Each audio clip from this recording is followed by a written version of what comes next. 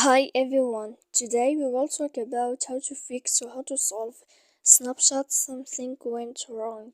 To know how to fix or how to solve snapshot something went wrong, you should just go to settings like this. We will click.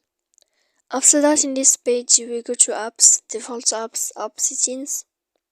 When you will see this list, you will go down to find the application of snapshots and you will enter. Then in this page you will go to click for stop. When you will end this, you will enter to storage.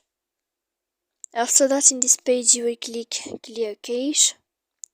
Then you will go to click clear data, and after all that you can turn off your phone. So please don't forget to support us by like and subscribe. See you next time in another video, and thank you for watching.